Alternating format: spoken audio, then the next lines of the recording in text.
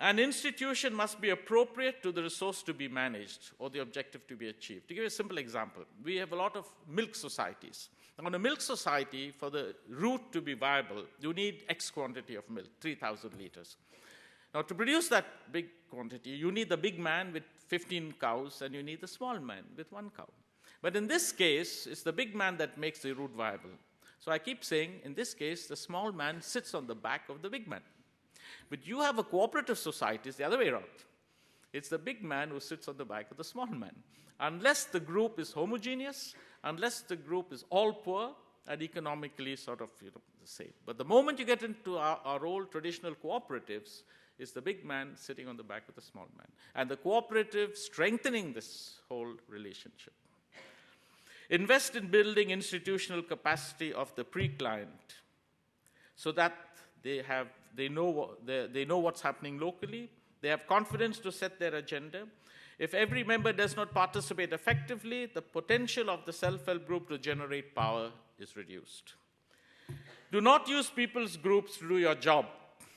NGOs and government. You got yes, they're all distributing rations, the government tells me. That's not their job. NGOs, we have a program, give it to their self-help group. That's not their job. They have a mission. They may like your program, they may not like your program. But we love to give work to the groups, to people's institutions. Poor people have livelihood strategies which are holistic and often cannot cope with major livelihood activities based on assets which may be viable but are not manageable. Now, when we analyze our self-help group, the lone pattern of members in the group, what do I find? It takes 6 to 8 years for a pre-client who has joined the group. It takes about 15 to 20 loans for a variety of things, ranging initially for food, for health, then going up to trading, then going up to writing off heavy interest loans, then going into agriculture, animal husbandry, then going into leasing out somebody's land, then getting jobs, education. It takes about 15 to 20 loans, and half of them are not really tangible assets. And it takes between $3,500 to $7,000. And then they are on their feet. And what you have there, you have a livelihood strategy. Now, how does an institution promote this? It has to be owned and managed by them. It has to be local-based, and it has to be open to whatever they need. And it has to be trained. And for goodness sakes, do not mainstream. We love to mainstream. We've got to mainstream this, you've got to mainstream that. I mean, what the hell do you want to mainstream anything? Because by mainstreaming the self-help groups, they've killed the self-help groups because the government loves to mainstream. The government loves to get, the politicians today, today there are many fathers. I mean, this is how we started it, really. I mean, with the RBI, the Reserve Bank, but today every politician is the father of the SAGs. One says it came from my heart, one says it came from my head, and one says it came, The SAGs that we have really have absorbed all the values that the cooperatives of Antigone stand for. They are the real cooperatives today. And remember, the empire strikes back. You've got to be constantly aware. Okay, we discovered affinity. It was just a stone in the sand, and we happened to kick it. We can only take credit for stopping, pick it up to polish it. Affinity is important, but not enough to build an institution which decides to adopt new rules and functions. To build institutions of the poor which can cope with these challenges, investment is required in institutional capacity building or empowerment. We have 24 modules, we'll share them.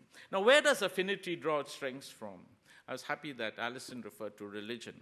In traditional societies, like religion, to me, is an important source.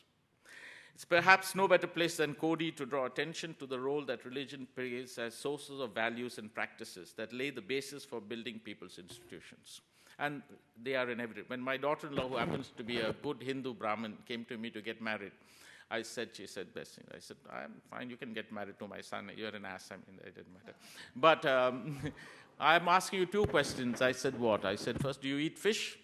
Because, Brahmins don't. She said, no, I'm a Saraswat Brahmin, we eat fish. I said, okay. Secondly, I said, do you know how to perform Ganesh Puja? She got a shock. She said, no. I said, you go learn first, and you come get married. The Antigonish movement drew deeply from religion for its inspiration and values. The cooperative movement was built on mutual support and trust, on placing self-interest within the context of cooperation, and finally, marginalizing selfishness. The idea that self-interest, I'm referring to the whole neocon philosophy now, the idea that self-interest is generated by human nature and creates energy that will generate wealth for all, while institutions will act as checks and balances to ensure that self-interest does not become selfishness, leading to self-destruction, no longer seems a theoretically sound one. Unfortunately, religion today is viewed as a source of division, even of violence, instead of a source of values that build understanding, respect, not tolerance, and mutual trust and support. One great feature of the Antigonish movement, I think, is that while it drew inspiration from religion, it was able to establish independent institutions, which held their distance from all religious institutions. I've been studying philosophy years ago. A guy called Nietzsche, you must have heard of him. He declared that God was dead. This was about 100 years ago. It was at the end of what I call Godism. It was a bit premature, I think. Godism continues. Along came a guy called Francis Fukuyama. You remember the guy? He comes to World Bank often. Who declared the end of history. You know, the Hegelian view of history as unfolding struggle between two opposing forces, etc., etc. Communism is dead. The only one left in the ring is Western liberal democracy. Yeah, great. Then along came, you forgot, the guy called Samuel Huntington. With this clash of civilizations which held that far from being ended, this historical struggle has become bloodier. Okay, then along came Thomas Friedman and Nandan Nilekani, who said, hey, who told you all that? The world is flat, No problem. And so we need... but unfortunately, if you go to India's villages, the self-help groups and the other groups comprise members of all religions. And there are no clashes. The world is not flat. Every group has its own strategy. There's nothing flat about that. The small community is vital, and they work within their whole strategy depends on their whole local economy. Dr. Moses Cody's famous observation, they will use what they have to secure what they have not, still rings true. They will use what they have. In rural India, they have what I've explained to you. They have people who are happy to come together in groups of 10 to 20. The members self-select themselves on the basis of their strengths, not their weaknesses. And they even will protect you. MYRADA, we have problems when every time there's an election. We are attacked because they say. But this time, we have the sex workers, the most powerful women, I often say, the most emancipated women are the sex workers, because they have seen men at their weakest moments type of thing. They came to me and said, any politician harasses you, just let us know. We'll sort him out. So you see. Now, the other cases in the book from clients to citizens also confirms this position. Leaders in these case studies have captured intangible assets and and I quote from the foreword, the power of local history, which you referred to, culture, skills, knowledge, relationships to discover and to mobilize for building the road towards hopeful futures. I think that summarizes it very well. Unfortunately, in India, the leaders are the problems in most cases.